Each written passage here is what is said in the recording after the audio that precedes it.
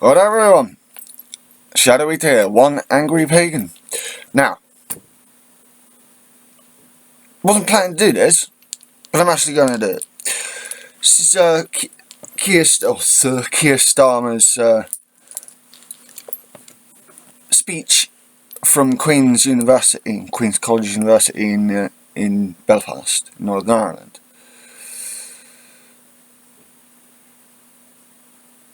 And I got a fair bit into it. I quite liked it. I quite liked what he was saying. Now, don't get me wrong, I'm no absolutist. I'm not going to take this as, absolute fact. Directly from the sagas, whatever. But a lot of what he said here was good. I like what he was saying,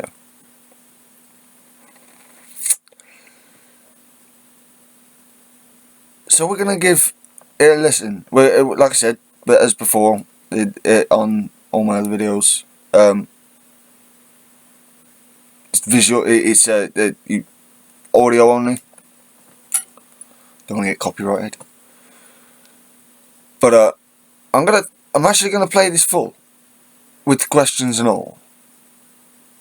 Because this is also seeing out it seems to me Starmer started to pick up his game. Just a bit.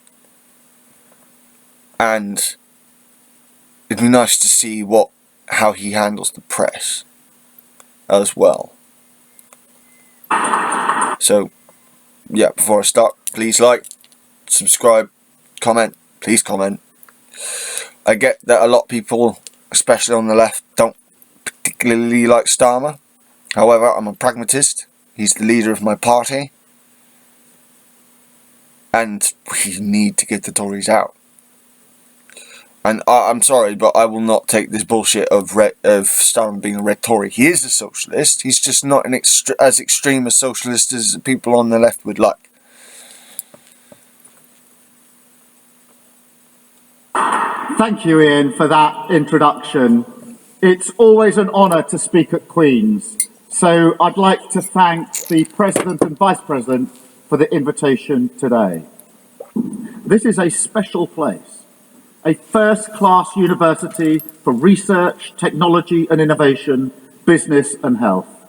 An institution that's always been rooted in its communities here in Belfast and in Northern Ireland, but which also enjoys a huge global reach, a reach never more on display than in the appointment of your chancellors, and we can see them on the wall here today.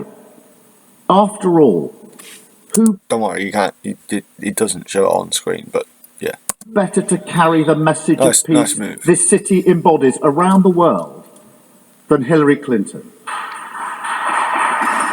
Gotta admit, all I've heard about Hillary, I probably don't know as much as I should about Hillary Clinton. Bill Clinton seemed to do some good and was a bit of a tit and a bit of a dick, so I don't know on this. I'm not sure on Hillary Clinton. It's America, so they're still very, very much capitalist, no matter what side of the aisle you sit on over there, unless you're Bernie Sanders, obviously, because that man is a legend.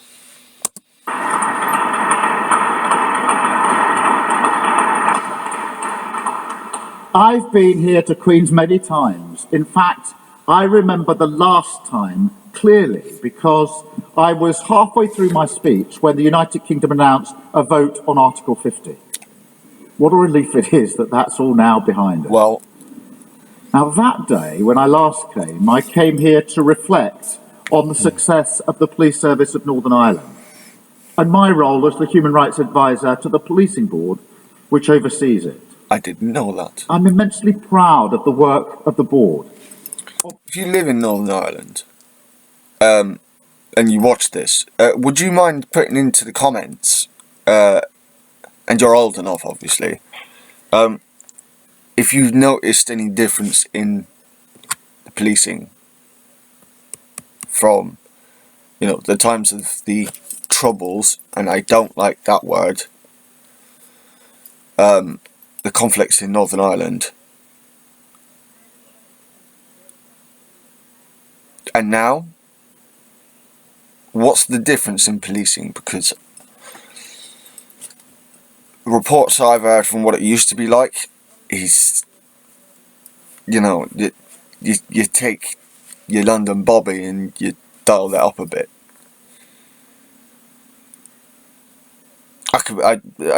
I'm more than willing to accept I'm wrong. That report is wrong. That's not my opinion. This is what I've heard. This is what I've found out. But I would like to know what it's like now compared to what it was. That whole period in my life, it's given me a lasting love of Northern Ireland. Friendships that have endured, including people in this room here today. Memories I'll always cherish.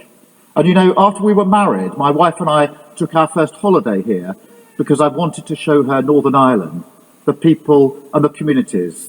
Got to admit, I haven't had the chance to go. I've been to Scotland, been to Wales, not had the chance to go across the Irish Sea. I want to go. I'd love to go.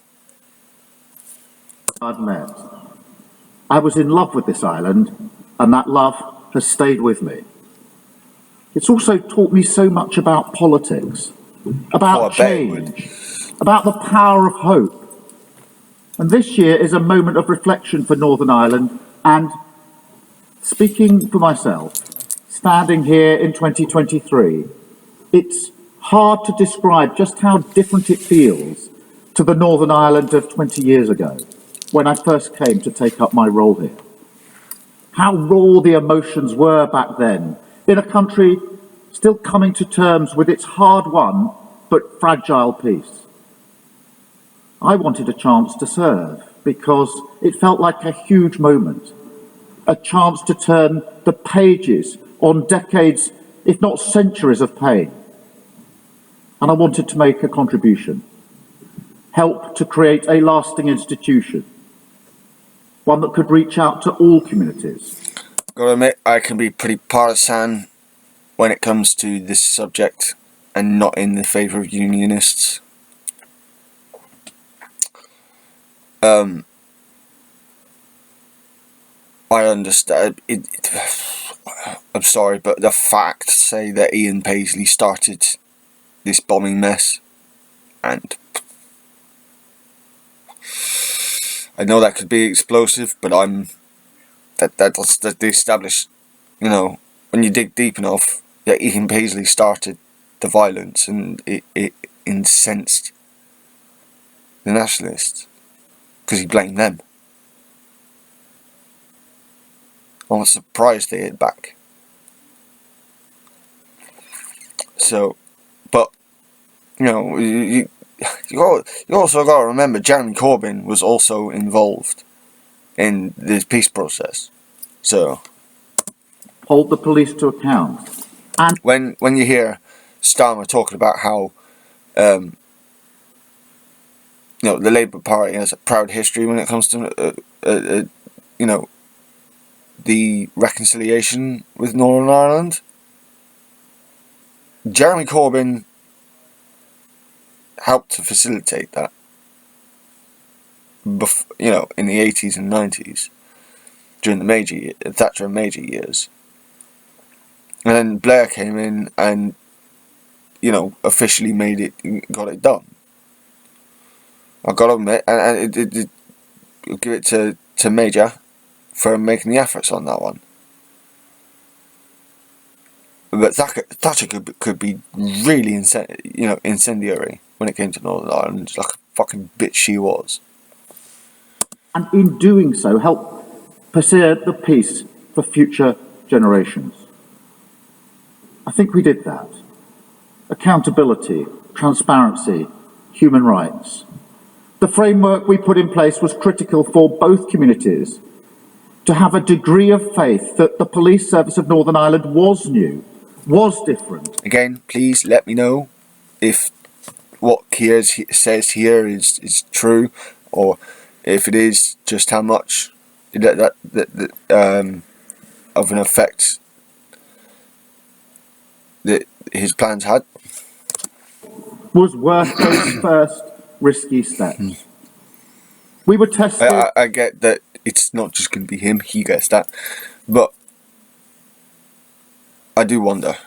Of course, every day. As Tony Blair said at the time, every advance made in the name of the Belfast Good Friday Agreement has to be ground out. But over time, policing in Northern Ireland did change.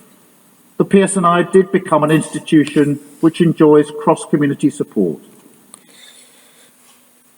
Yeah, and this is why when it comes to certain things in politics, I'm more than willing to go with cross-party agreements. When it comes to this kind of thing, we need to have agreement, cross-party. Catholics did sign up to serve. Not enough. In Northern Ireland, you can always point to the work that still needs to be done. But if you'd said to us then, in 2003, that in 20 years we'd have the PSNI we have today, that one day a Sinn Féin leader would stand shoulder to shoulder with unionist leaders in a campaign to help recruit new officers, yes, that would have felt like an achievement worth celebrating. And there are people here today who deserve huge credit for helping to make that happen. Now, this year should be a year we celebrate achievements like that. All the achievements, big and small, of the Good Friday Agreement. 25 years of relative peace, prosperity, and a better Northern Ireland. It's a proud moment for me, reflecting on the small role I played in that. And it's obviously a huge moment for my party. Was that real humility? Was he really being humble? The Good Friday Agreement is the greatest, I would say yes, achievement of the Labour Party in my lifetime, without question. But of course, the real achievement, the real pride, belongs to the people and the communities here in Northern Ireland. It's your bravery, your determination, your courage, resilience, and yes, your willingness to sacrifice, to compromise, to stand despite everything in the shoes of other communities, and above all, to keep doing so when there were bumps in the road, provocation, outbreaks of violence. That's what won this peace. It's why I fell in love with this place. I'd never seen anything like that spirit, that hope. I talk a lot about hope at the moment, about how hard it is for people to get through the challenges we face without the real possibility of something better. How, as we lurch from crisis to crisis, we're losing our faith that the future will be better for our children. Some communities in the United Kingdom might once have taken that for granted, but not here.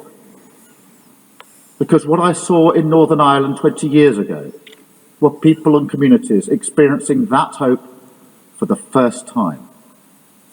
It's what powered the good. gotta admit that's got that's gotta be powerful.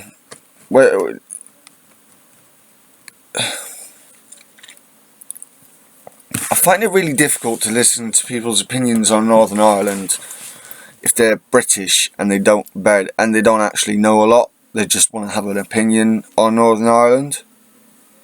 I've watched a lot of documentaries, I've watched a lot of university lectures, I've watched a lot of interviews from people at the time, I've met people who've, lived through it.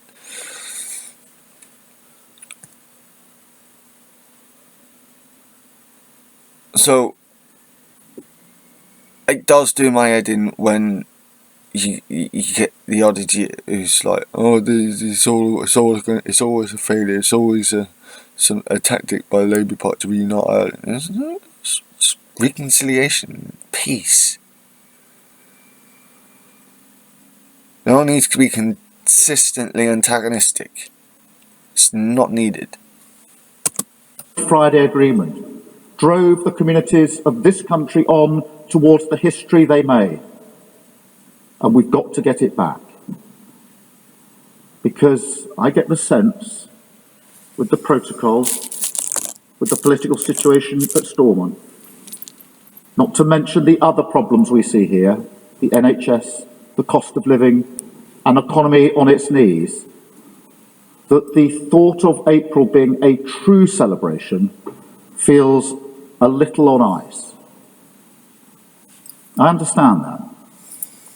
Anniversaries are hard in Northern Ireland. Looking back is hard. Even when we do so with pride, as we should in April, it's tough. The past is a painful place for so many people, so many communities. People have suffered a lot. And with that comes a fear. Fear that if we stop trying to move forward, if things grind to a halt, then we could yet go backwards. It's why, here more than anywhere, you always need that hope of a better future. That's the spirit of 1998. That's what the Good Friday Agreement asked of people. It wasn't to forgive or forget. They were demands that could never be made. It was only to look forward, to commit to a journey, walk step by step, each stride difficult, each stride precious, towards a better future together. The anniversary this year should be a true celebration. People deserve that. History was made here, hard won. But to respect that history, people also deserve action on the issues which currently hold Northern Ireland back. For politics to do its job and give people the chance to look forward with hope. Now, there is a small window of opportunity before April. We've got to use the anniversary to fix minds, get the country and its political process moving forward again, deliver for the people of Northern Ireland. I see two key priorities for this. They're both urgent, both need to happen now. And so, of course, they rely on a change of direction from the Prime Minister. Well, of course. But in each priority, I also want to show the values I will bring to Northern Ireland if I have the honour to serve as Prime Minister. First, the British government must normalise and strengthen relationships with Dublin. Yep.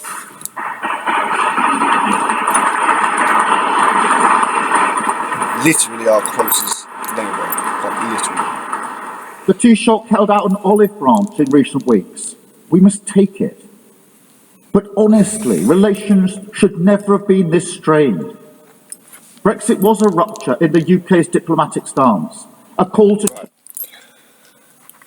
This is one of the reasons why I want to play this. This is one of the things that actually convinced me to make this video. Enough of the bullshit of saying that Starmer keeps dancing around Brexit.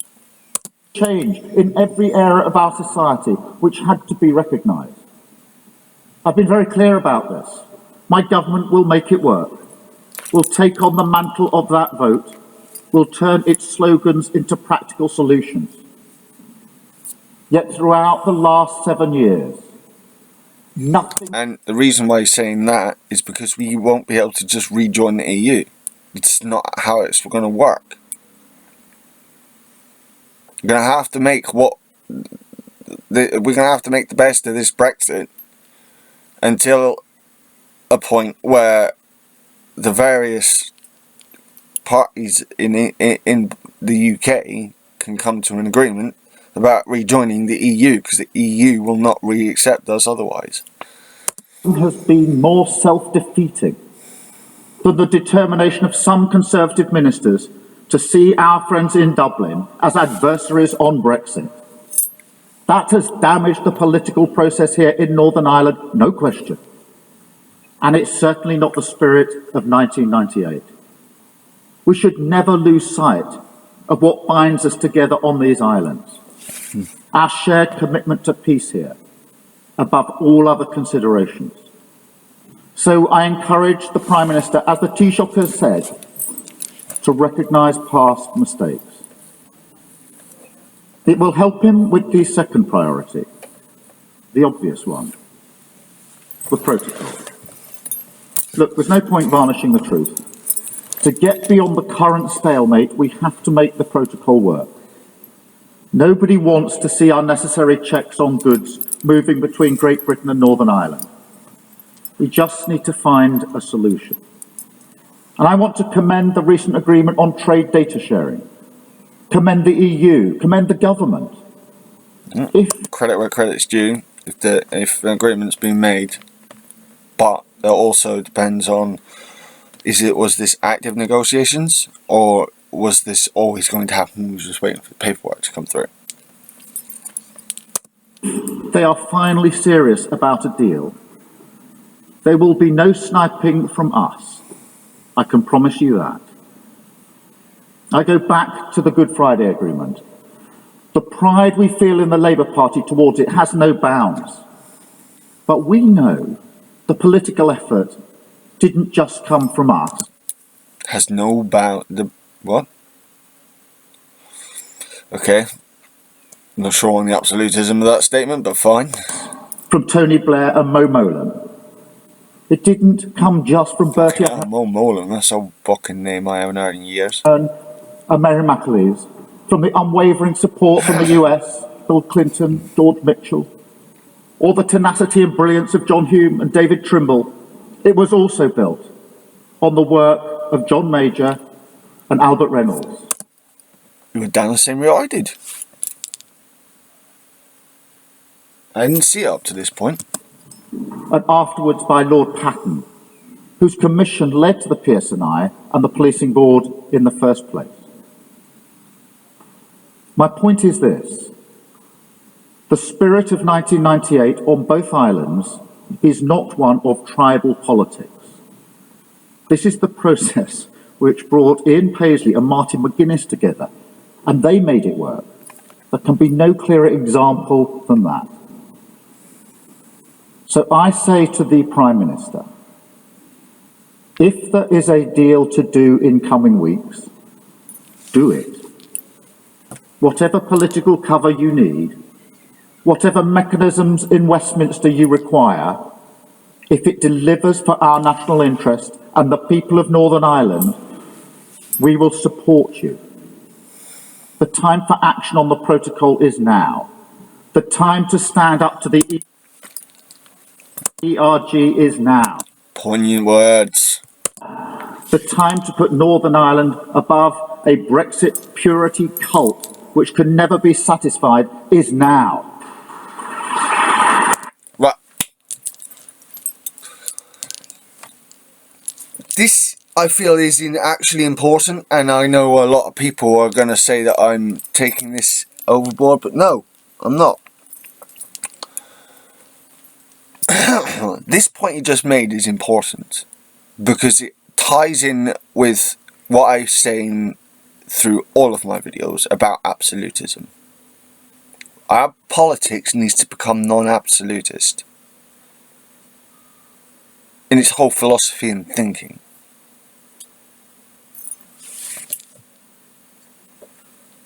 Hello, girlie. Sorry, guys.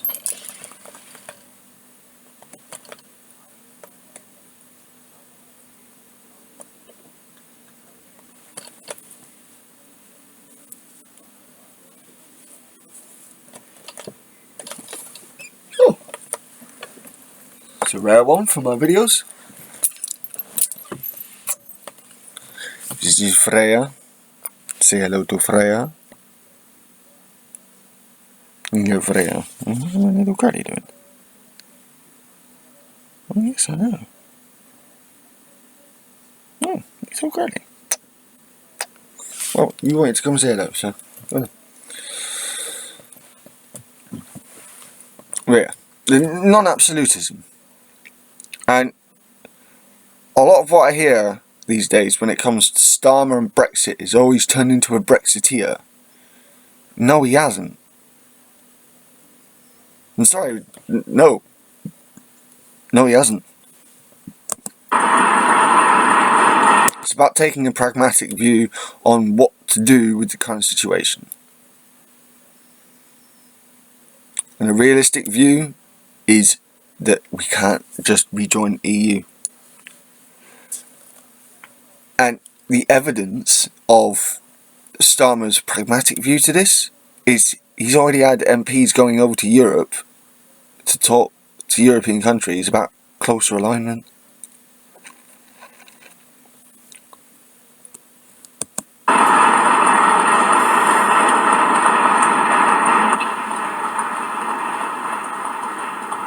We can find ways to remove the majority of checks.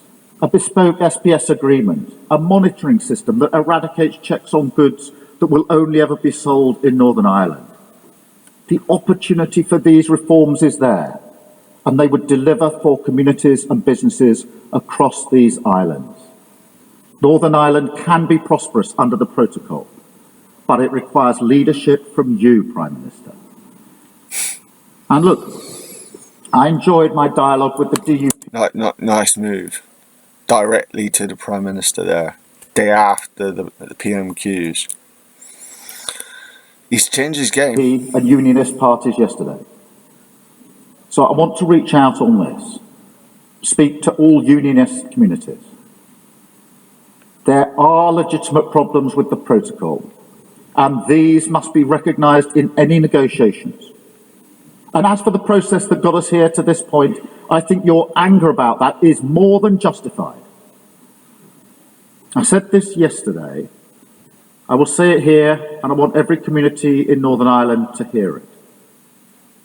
The Labour Party will always be a good faith guarantor of the Constitution and the principle of consent. What about the principle of consent when it came to the people of Afghanistan and Iraq? Libya. That commitment is written into the agreement we want to celebrate in April. It stands above politics. It should stand above Brexit negotiations as well. I think people know that we would have done things differently, and that we will stand by those values when in government. But I also want to say this. In the coming weeks, it's possible there will be siren voices in Westminster that say again, there's another path, a path that doesn't require compromise on the protocol. In fact, it's possible those siren voices will include, may even be led by, the very people who created the protocol, that were cavalier with the constitutional settlement of this United Kingdom, that came to this island and acted, to be blunt, in bad faith. You can listen to those voices, of course. It's not for me to determine the interests of any community here. But I would counsel that the example to follow is not theirs, but the spirit of negotiation, of conciliation, of courage. That, in the end, is always the force which moves Northern Ireland forward towards the future. That's what I want to do in April, look forward. Northern Ireland is personal to me. The Good Friday Agreement is personal to me. The drift, the lack of momentum, the elevation of ideological politics above the constitutional settlement, that would never happen with my Labour government. Would never happen with any Labour government. It's not how we approach politics on this island. It's not how my predecessors helped broker peace. My Predecessors. Note that. Predecessors. ambition as Prime Minister would be to give the people of Northern Ireland the hope I saw here in 2003. The sort of hope you can build your future around. That aspirations are made of, and which can, as we've seen for 25 years, bring communities together. Ordinary hope and ordinary politics. That's what the people of Northern Ireland deserve. It is. And we will govern by their example. When things get tough, we will persevere. Embrace the spirit of 1998. Keep our eyes fixed firmly on the future. A future of peace and prosperity. Partnership between Britain and Ireland. And a politics which delivers for every community in Northern Ireland. Thank you very much.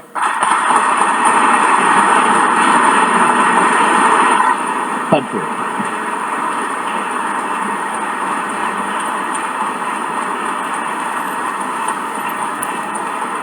Sorry about Thank that was the speech part. Okay. I didn't hear the last third of the speech part before putting this on, so that the rest of that was quite interesting. It was, it was interesting.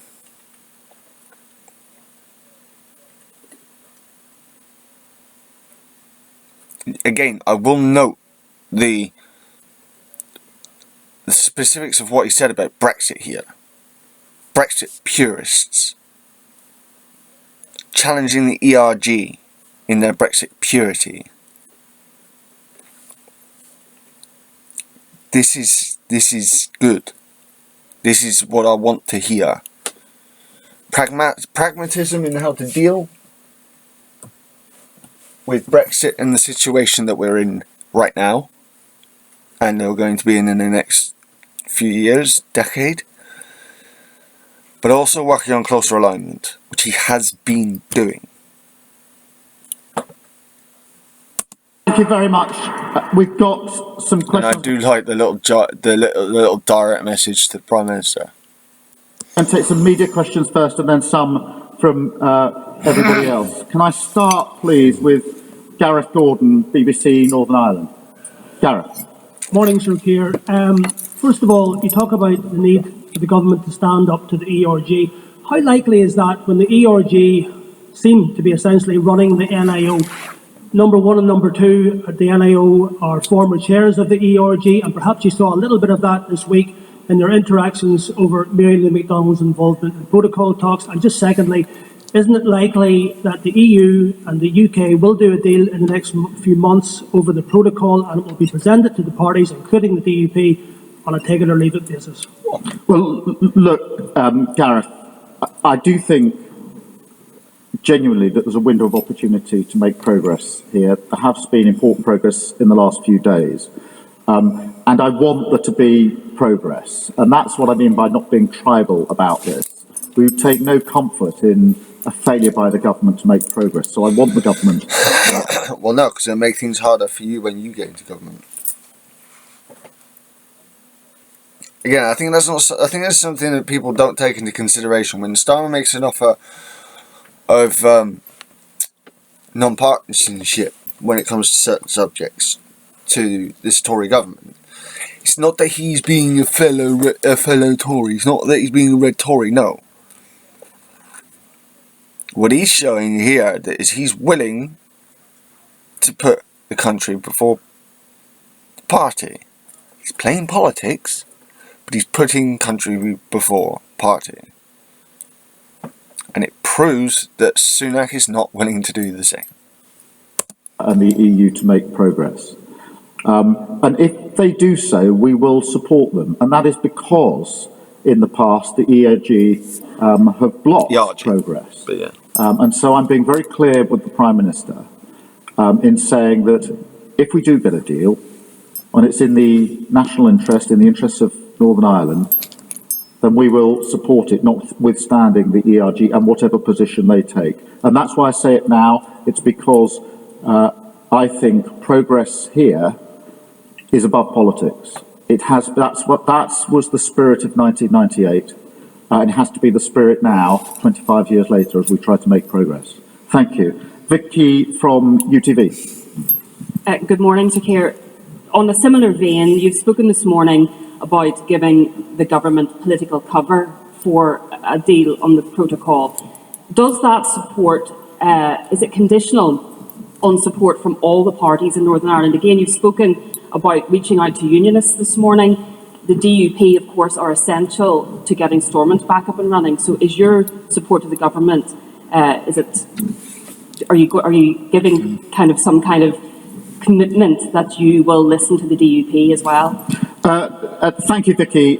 Of course we'll listen to the DUP as well. I've had very extensive and very productive discussions with all the political parties yesterday, including the DUP, and we'll continue to engage with all political parties on this.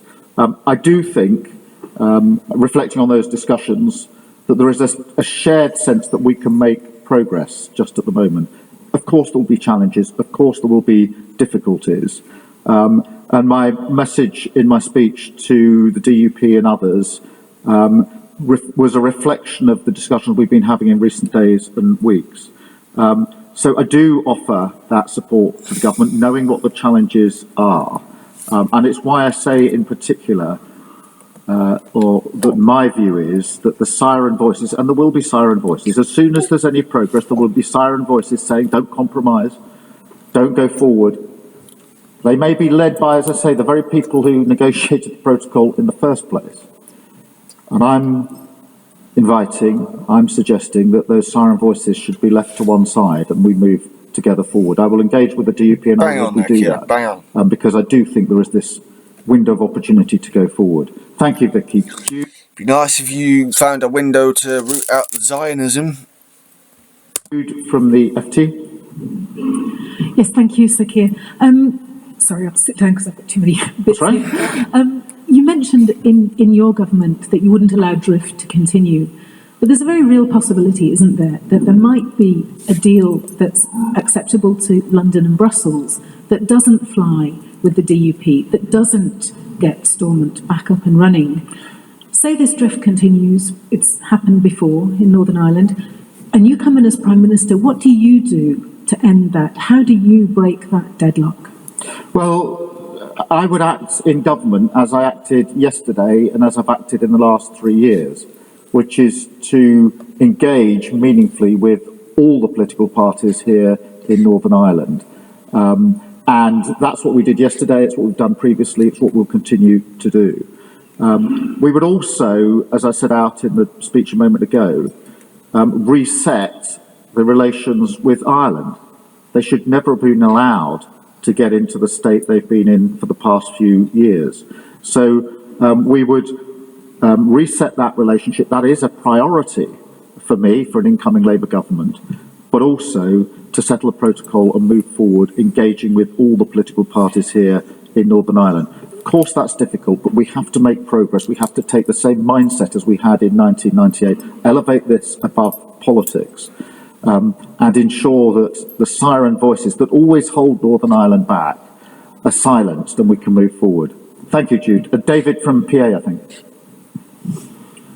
Good morning, Sir Kier. As you said, a deal may materialise in the coming weeks, a deal may not materialise in the coming weeks. We also may get a deal that has been referenced, the DUP may not sign up to, and this could continue to drift without Stormont in place for the coming years.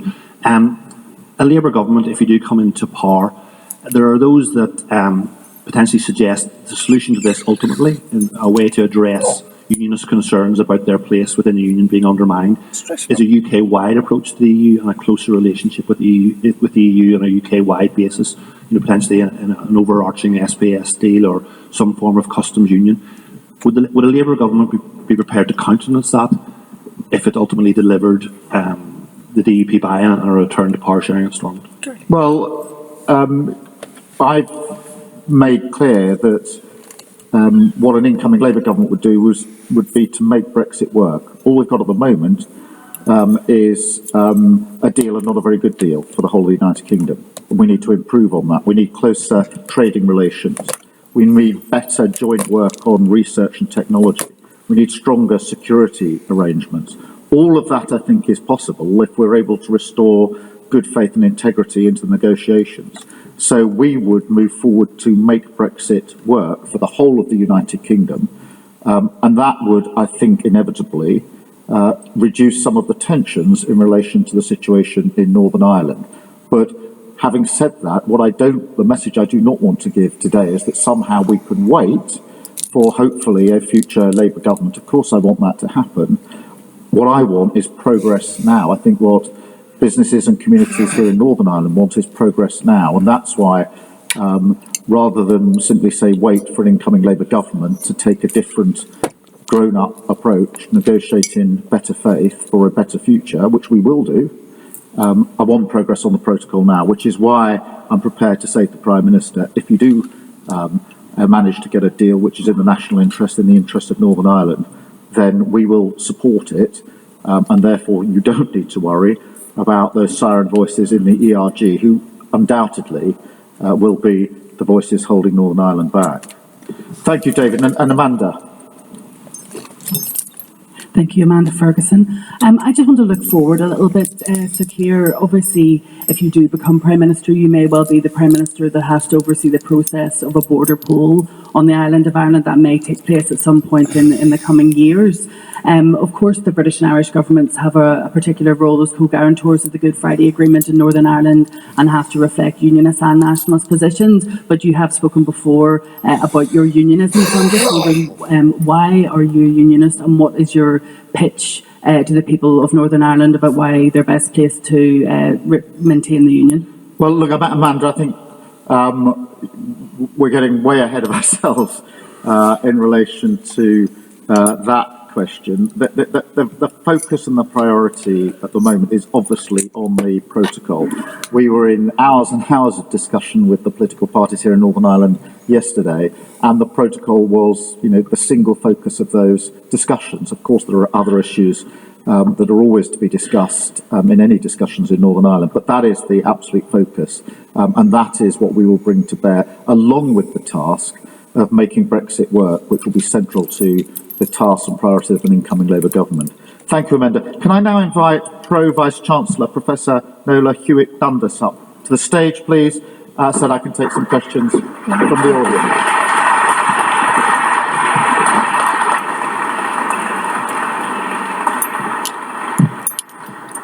So, Kier, thank you so much for the very informative and broad-reaching speech that you've just given, and very passionate speech, full of hope, and hope was used so many times within that. Obviously, we've talked a lot about Brexit, we've talked a lot about the protocol. We would like to open it up to the audience because I'm sure there are also other issues that people are exercised about. Yes, if you could just wait for the roving mic to reach you, that would be great. Thank you. Good morning, Sir Kier. My name is Cleona McCartney. As we approach 25 years since the Good Friday Agreement, Labour's greatest achievement in Northern Ireland, I wanted to ask when you become Prime Minister, and I'm saying when, not if, because I'm hopeful and excited. What will your... Interesting.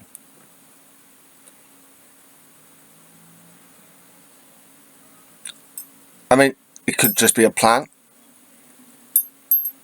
But that's a Tory trick.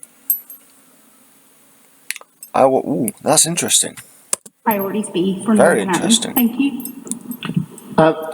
Thank you very much. We don't know when the next election is going to be, other than it will have to be in the next 2 years. We hope that we can bring about change. I think increasingly there's a sense of frustration that we haven't got the hope and change that we need. What I will bring to Northern Ireland are the values that underpin the Good Friday Agreement, and that, as I say, was the single biggest achievement of the last Labour government, and we're proud of it, and we understand those values which are hardwired into that agreement, and hardwired, frankly, into the Labour Party. I bring, I hope, an understanding of Northern Ireland, having had the privilege of working here for 5 years, and understanding what that hope, what those values meant in practice to so many people and communities here. It's why I love this place. But also a sense of a positive future for the United Kingdom. Whatever the challenges are that are out there, I see each of those challenges as a huge opportunity. And this morning, inevitably, we talk about the protocol, but there are many other issues: energy, business, what we do about our health service, what we do about the economy, all of which are challenges, all of which I think we should run to and grab as opportunities for the future. So an incoming Labour Party will be a government of hope and of change, so that we can get our future back. Thank you. Okay, just over here. Sir Kier, welcome back to Queen's. I'm Kieran McAvoy. I'm a law professor here in the university. My question is about dealing with the legacy of the conflict. As you know, there is a piece of legislation going back before the Lords, the Northern Ireland Troubles and Reconciliation Bill, which your party has rightly opposed, as have all of the opposition parties in Westminster. That bill is opposed by all of the political parties here, rare consensus politically here. It's opposed by victims' organisations across the community. It's opposed by the Irish government. it's opposed by everyone on this island, basically, in terms of the major stakeholders, more or less. So I don't think a Labour government would ever have introduced such a piece of legislation. But it's a direct question: if you are elected Prime Minister, will you repeal that bill? Yes. But let me...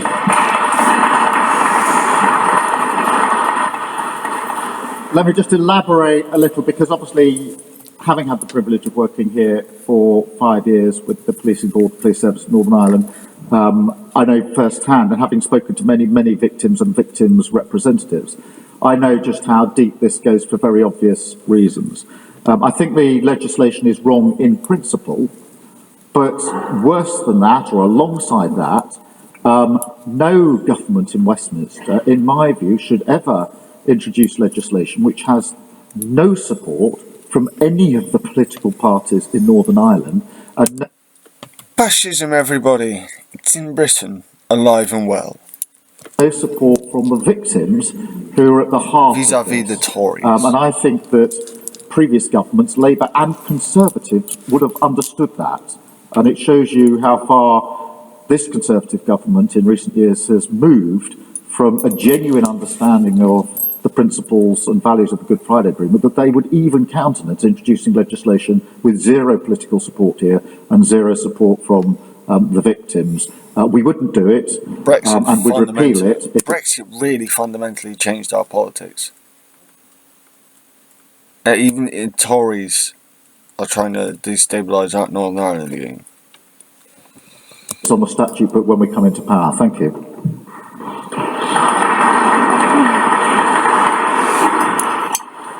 Okay, there's a further question here. Hi, I'm Chloe Ferguson. I'm the president of the National Students' Union here in Northern Ireland. We're obviously here in Queen's today, a place of learning, and I suppose to kind of ground this conversation in that as well, in the future of the Labour Party. How would you prioritise and commit to the role of fully funded education to create further access for students and apprentices in higher and further education in a potential future Labour government, but also Northern Ireland? And on that, how would you particularly deliver for students and apprentices in this cost of living crisis, because we are seeing a real lack of that from the government currently? Thank you. Well, look, thank you very much for raising that. And I think that students at the moment are having a particularly hard time because of the opportunities that are being denied and because of the funding and because of the cost of living crisis, which hits students very, very hard.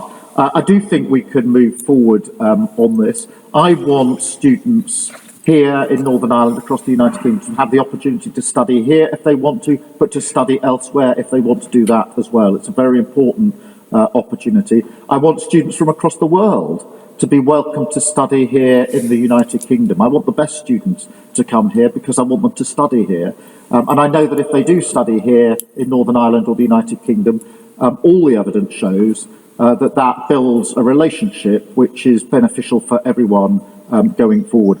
I think it's not just students, though. You mentioned apprentices as well. Too often, I think, we sort of put students and university here and apprentices over there, and they should not be in two separate places. They should be on an equal footing, equally regarded, equally respected.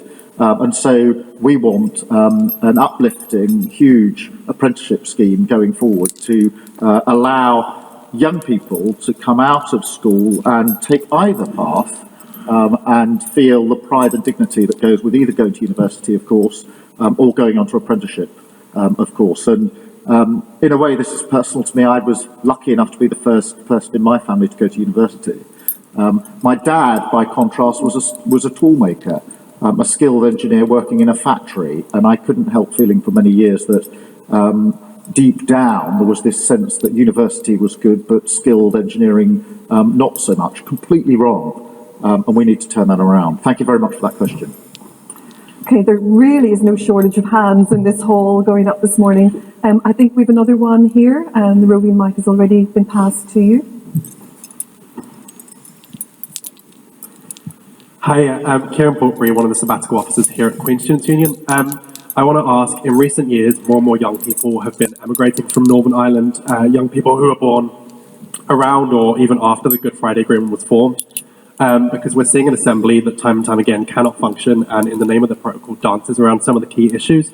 We have a cost of living crisis that's worsening by the day. There's the continued refusal to practically implement abortion services despite decriminalisation, and the inability to tackle gendered violence as women in Northern Ireland are unable to feel safe in any real aspect of their lives.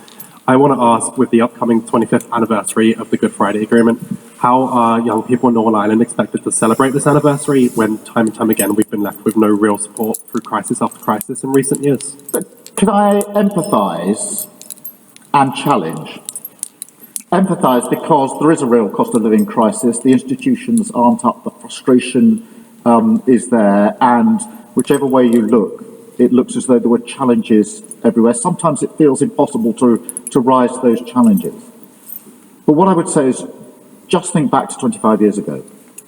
Think about the enormity of the issues that were being dealt with, enormous issues going into 1998, and the courage and commitment it took to move forward despite those challenges. And my challenge back to you on the protocol in many senses is, if it was possible 25 years ago to bring people together around the Belfast Good Friday Agreement, notwithstanding the enormity of those challenges, it must surely be possible now to make progress on the protocol, on the future of Northern Ireland and the future of the United Kingdom. But we need to do that together. And young people are hugely important in this because it's your future that we're determining through the actions that we take today. So thank you for raising that. I can feel the frustration that you have with the challenges that are there, not of your making. But I do say, I do think we can face up to these challenges. They are really important challenges, but compared with what was being addressed when the Good Friday Agreement was agreed, they are lesser challenges, in my view, and can be overcome. Thank you. Okay, thank you very much. There are very many more. That's actually, you could see that's dismissive, right? And to a point, I would say, yeah, okay, fair enough. But then, and I can see this being treated as such, but I don't want you to treat this as if I'm just being naive here. But this is, what he's trying to do here is portray some fucking optimism. And I think we could do with some of that. Not the Boris style optimism, boosterism. The proper optimism. Proper practical optimism. More questions, but unfortunately, Sir Kier has an incredibly busy agenda. So, yeah, that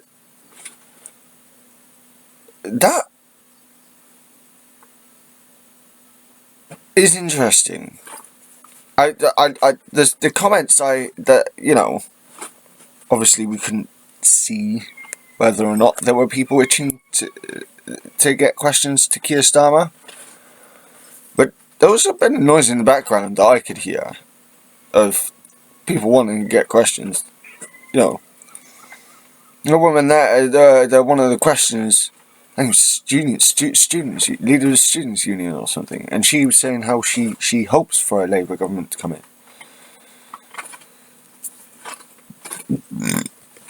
This to me is good signs. This makes one angry pagan a little less angry. So, bless Æfterra everyone. Please like, subscribe, and comment. Hello, my girlie.